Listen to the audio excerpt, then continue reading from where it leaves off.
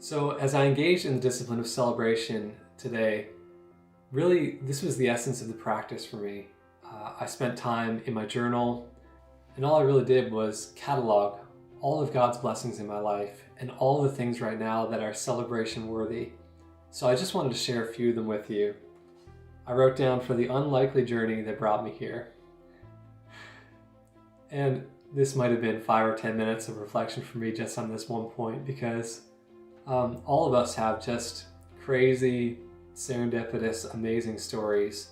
Whether we're in a place of hardship or a place of ease, all of us have amazing journeys, and all of us can point back to things that God has done in our lives that demonstrate His goodness and His faithfulness to us. To be married with 2 spectacular children, happily married, happily parenting. And this was never an ambition of mine. Actually, in my grade 12 yearbook, if you were to look it up from Stephenville High School in the year 2000, I wrote down that my ambition was to never get married. So fortunately, sometimes God gives us things that we didn't even know we wanted, or we didn't even know that we needed in our lives. And I can't think of any greater blessing than having a loving, mutually sacrificial, mutually serving relationship where my wife and I submit to one another out of reverence for Christ. And to have 2 wonderful children who, one of them you met when we did the discipline of worship. Kristen is our quiet little introvert and our artist. She's always drawing and crafting and singing and playing. And Carter is our little extrovert, and he's just a bundle of social energy and so articulate. Even from a very young age, he would love to engage strangers in conversation, and he just has this wonderfully socially creative side to him, and so intelligent. And I'm just profoundly thankful to God. And this is celebration worthy. So tonight we'll be having pizza and garlic fingers with our kids and just celebrating them and celebrating who they are. To have a calling to coach, mentor, disciple, equip, resource, create, and vision cast. I've never felt like I was the typical when it comes to the makeup of a pastor. And maybe this is an illusion. Maybe there is no actually typical pastor. But I've always wondered, how could a quiet, socially introverted person like me ever succeed in a very open, outward calling like ministry? Every day when I get up to preach, I can't eat that morning. I'm just, not because I'm fasting, I usually fast earlier in the week, but I'm just so nervous about having to speak publicly that I'm sick stomach until I've actually finished my message, or at least until I'm halfway in and feeling comfortable. But yet God in His faithfulness knew right where to put me. And being here in Formission is such a gift. And that leads me to my next one. I wrote down, for the best team in the world. I prayed for years to work with a team like this. I actually took a moment to send my team today a message of gratitude, just thanking them all for who they were. And this was honestly the most emotional part of the experience for me, and probably the most where I felt like I was touching God's heart, was just reflecting on and thanking Him for the people He surrounded me with. Not just in my team of coworkers, but my circle of care. I've got my prayer warriors who are praying for me regularly, this awesome half-dozen team of senior saints who lift me up before God. I've got my coach, I've got my mentors, my accountability partners and friends, and just recently this week, because I've been doing this exercise, a spiritual director. So I took time to thank God for all of His blessings in my life. There are really too many to recount, and I wouldn't want to get up here in front of a camera today and make you feel like my life is perfect or that I have it all together, because the discipline of celebration isn't about celebrating the bad things. And Foster makes a point of really getting into this too. You can't fabricate celebration.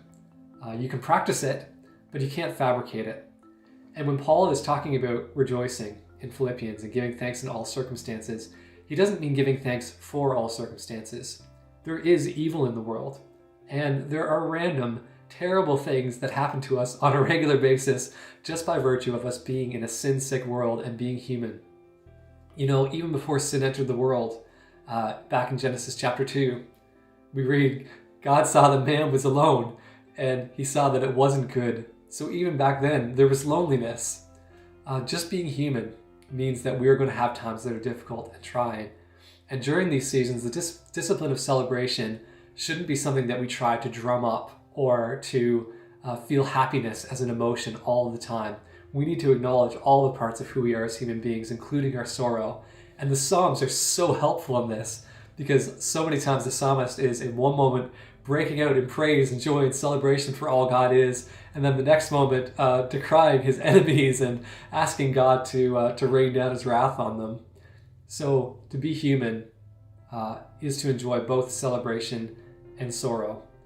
And I think this whole rejoicing and grieving are, again, kind of like two polar disciplines that we practice. I met with one of my mentors this week, Larry Soper, and during our conversation while I was doing confession with Larry, he prayed something very specific for me. He said, God, I pray that Jeremy would experience moments of unbidden, overwhelming joy this week. And I can tell you, Pastor, that your prayer for me has been answered. Thank you so much for being in my life and for being that for me. One of my favorite scriptures when it comes to rejoicing in the discipline of celebration is the entire book of Philippians.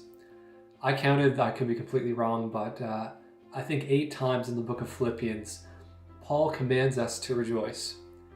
And this is one of Paul's prison letters, so he's definitely not writing from circumstances that would generate a lot of celebration.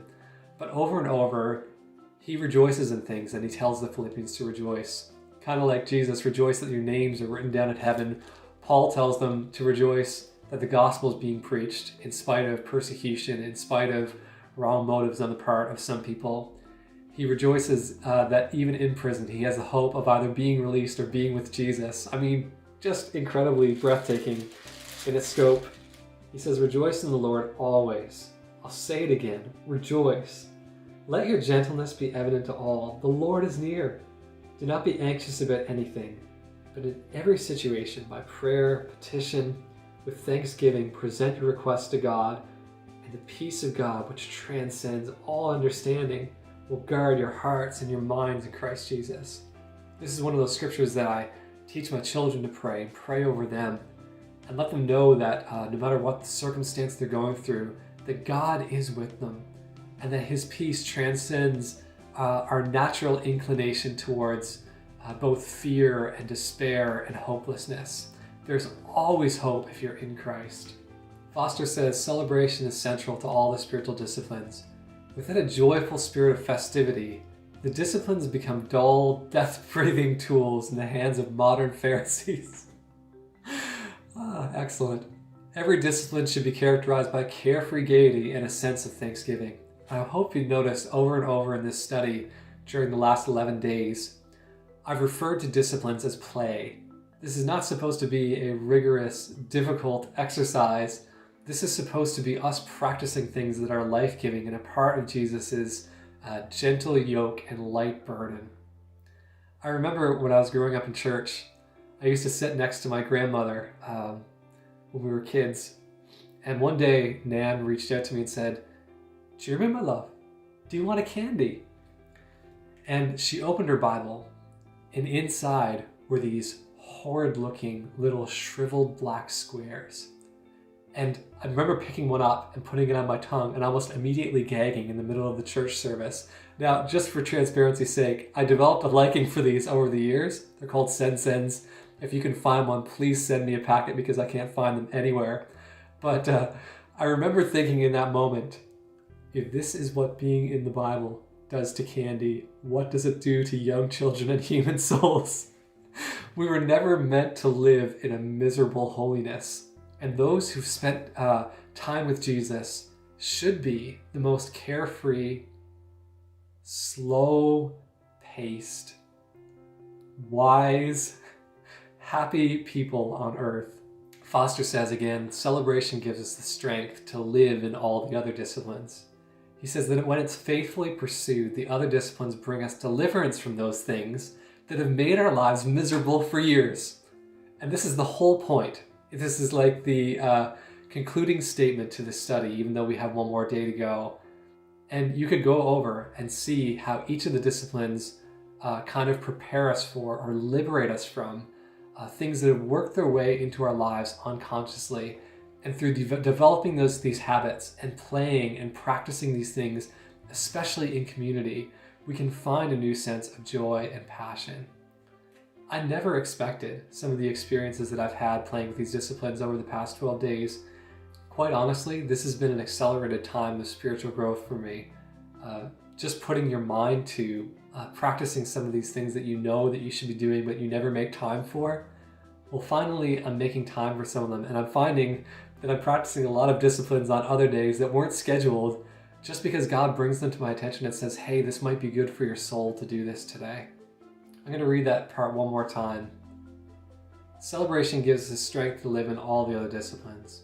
When faithfully pursued, the other disciplines bring us deliverance from those things that have made our lives miserable for years, which in turn evokes increased celebration, and thus an unbroken circle of life and power is formed. So celebration is a natural tension point to all of the other spiritual disciplines that we practice. It's necessary that with fasting comes feasting, and with simplicity comes delight and abundance. And you can make your own tension point for each of the other disciplines, but all of them really demand that we celebrate and enjoy and delight in God through them. Delight is the purpose of discipline. I hope this session has been beneficial for you. I encourage you again to submit your questions so that on Saturday we have something to talk about when I go live.